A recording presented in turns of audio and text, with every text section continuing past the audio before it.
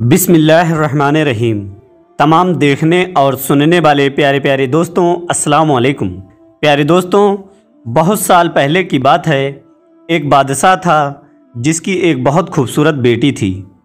वो लड़की अपनी खूबसूरती और दौलत की वजह से बहुत घमंडी हो गई थी। कहीं से भी उसकी शादी के लिए रिश्ता आता तो वो उसे ठुकरा देती थी और उसका खूब मजाक बनाती थी। एक दिन बादशाह ने एक बहुत बड़ी दावत रखी और उस दावत में शहजादी से शादी करने वाले तमाम शहजादों को बुलाया। सब लोग अपने अपने मर्तबे के हिसाब से कुर्सियों पर बैठ गए। फिर शहजादी इस दावत में कई चीज़ों के साथ बहुत घमंडी अंदाज में आई और वो जिस भी शहजादे के पास से गुजरती तो वो उसे बहुत नीची नज़रों से देखती। फिर वो एक शहजादे के पास पहुंची जो बहुत ज़्यादा मोटा था। तो शहजादी ने उसका मजाक उड़ाते हुए अपनी कनीज से कहा कि देखो, ये तो आटे का बोरा है। और जब दूसरे शहजादे के पास पहुंची तो कहा कि ये तो कोई खंभा है। और जब तीसरे शहजादे के पास गई तो कहा ये तो कोई सफ़ेद चूहा है।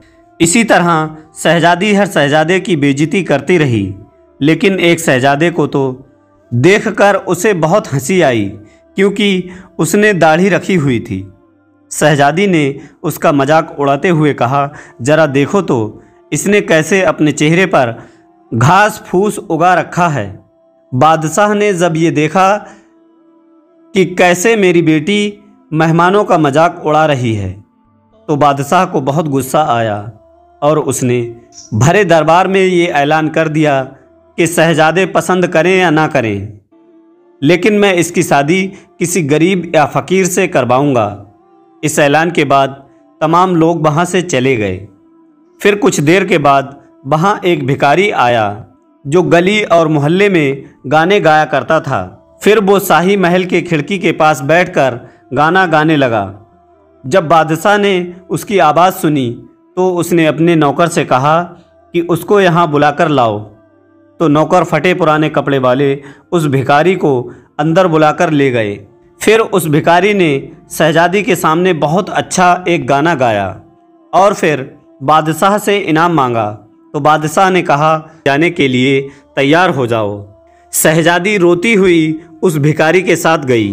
रास्ते में वो एक शिकारगाह के पास से गुजरी। वो शिकारगाह बहुत बड़ी थी। तो शहजादी ने भिखारी से पूछा कि ये शिकारगाह किसकी है। तो भिखारी ने कहा कि मैंने सुना है कि तुमने एक दाढ़ी वाले का मजाक उड़ाया था। ये शिकारगाह उसी दाढ़ी वाले की है। अगर तुम उस दाढ़ी वाले से शादी कर लेती तो ये शिकारगाह तुम्हारी होती। इसके बाद वो एक बड़े से बाग में पहुंची और उस बाग को देखकर शहजादी ने पूछा कि ये बाग किसका है। तो भिखारी ने कहा ये बाग भी उसी दाढ़ी वाले का है। फिर वो एक बड़े अजीमो शान शहर में दाखिल हुई।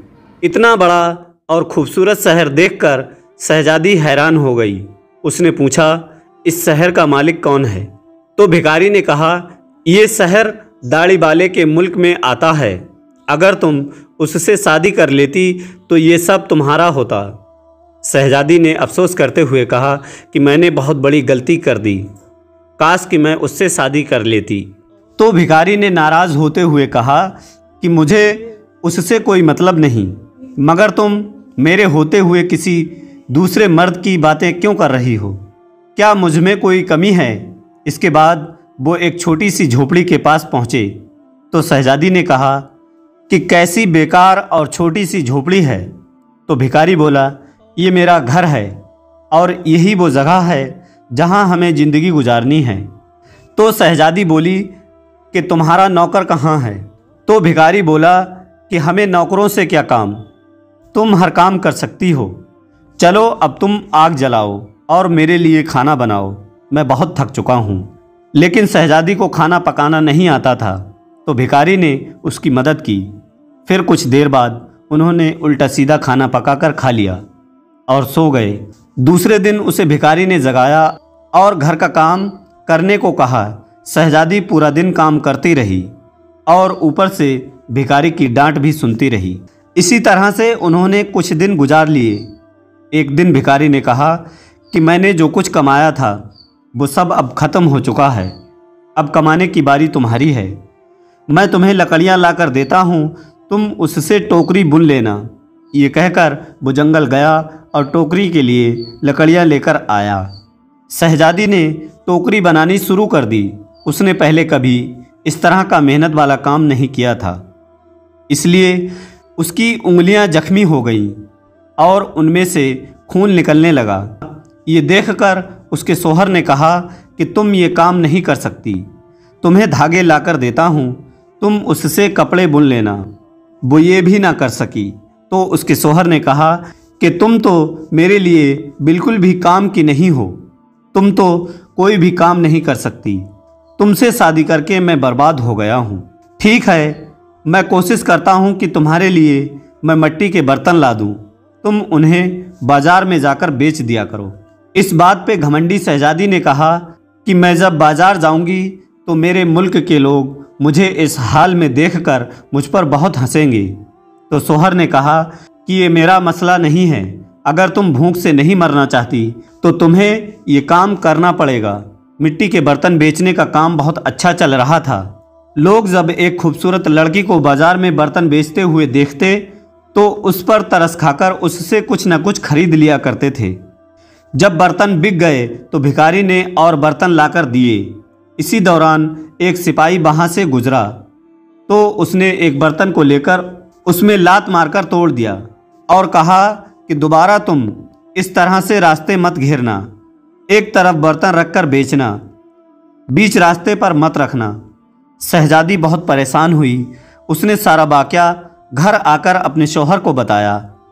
शौहर ने कहा, तुम बिल्कुल पागल हो, तुमसे किसने कहा था कि तुम बर्तनों को ऐसे बीच बाजार में रखकर बेचो, आखिर वहाँ से लोगों को निकलने में परेशानी होती होगी। मुझे लगता है कि तुम ये भी नहीं कर सकती हो, ये काम तुम्हारे बस का नहीं है। मैं शाही महल जाऊँगा, हो सकता है तुम्हारे लायक कोई काम वहाँ मिल जाए। ये कहकर वो शाही महल के लिए रवाना हो गया। शाम को वो वापस आकर कहा कि तुम्हारे लिए शाही महल में मददगार बावर्ची की जगह मिली है, अब कम से कम हमें पेट भर के खाना तो मिल ही जाएगा। इस तरह वो घमंडी शहजादी एक मददगार बावर्ची बन गई। वो रोज़ सुबह से शाम तक बावर्ची खाने में रहती और रात को बचा हुआ खाना अपने घर ले आती। इस तरह दोनों मियाँ बीवी का गुजारा होने लगा। महल में आए हुए उसे कुछ ही दिन गुजरा था कि उसने सुना महल में कोई शाही प्रोग्राम है। जब मेहमानों के आने शुरू हो गए तो शहजादी बावर्ची खाने की खिड़की से उन्हें देखने लगी। गुलाम कीमती कपड़ों में मेहमानों का इस्तकबाल कर रहे थे। हर तरफ शान व शौकत और धूमधाम नज़र आ रही थी, लेकिन शहजादी अपनी किस्मत पर आंसू बहा रही थी और अपने तकब्बुर और बेवकूफ़ी पर पछता रही थी।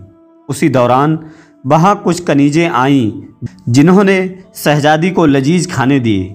शहजादी ने उस खाने को टोकरी में रख लिए और घर की तरफ चल दी। अभी वो महल के दरवाजे से गुजरी ही थी कि अचानक बहुत कीमती पोशाक पहने हुए एक आदमी ने उसका रास्ता रोका। शहजादी ने जब उसकी तरफ देखा तो ये वही दाढ़ी वाला था जिसका उसने मजाक उड़ाया था। शहजादी खौफ से कांपने लगी। बादशाह उसे लेकर महल पहुंचा। इतने सारे लोगों को देखकर उसका अपने ऊपर काबू न रहा और घबराहट से उसके हाथ कांपने लगे। उसके हाथ से टोकरी गिर गई और उसमें से खाना निकलकर चारों तरफ बिखर गया। तमाम दरबारी हंसने लगे। शहजादी का उस वक्त ऐसा हाल था कि किसी तरह ज़मीन फट जाती और वो उसमें समा जाती। उसने झटके से अपना हाथ छुड़ा लिया और भागना चाहती थी। फिर बादशाह ने उसे दोबारा पकड़ लिया और नरमी से बोला कि डरो मत, क्या तुम मुझे नहीं पहचानती? मैं वही भिखारी हूँ जो तुम्हारे साथ झोपड़ी में रहता हूँ और मैं वही सिपाही हूँ जिसने तुम्हारे बर्तन तोड़े थे। ये सब कुछ मैंने तुम्हारे लिए इसलिए किया क्योंकि मैं तुम्हें पसंद करता था और तुमसे शादी करना चाहता था। अब तुम्हारे घमंड का इलाज हो चुका है। मैं वही भिखारी हूँ जिसके साथ तुम रहा करती थी। अब तुम्हें अच्छा सबक मिल गया है। पिछली बातों को भूल जाओ। और देखो हमारी शादी की तैयारियां हो रही हैं। उसी वक्त कनीजें आईं और उसे अपने साथ ले गईं। फिर शहजादी को नहलाकर उसे दुल्हन का लिबास पहनाया गया। फिर जब वो दोबारा वहां आई तो देखा कि उसके माँ बाप और तमाम दरबारी वहां मौजूद थे। लोगों ने उसे मुबारकबाद दी। उस वक्त शहजादी बिल्कुल बदल गई थी। उसका गुरूर और घमंड सब खत्म हो चुका था। उसने जिंदगी गुजारने का ढंग सीख लिया था। प्यारे अजीज दोस्तों, हालात जैसे भी हों, इंसान को कभी तकब्बुर और घमंड नहीं करना चाहिए। हमें हमेशा अल्लाह ताला का शुक्र अदा करते रहना चाहिए। दोस्तों, हमें और आपको अल्लाह ताला नेक हिदायत दे।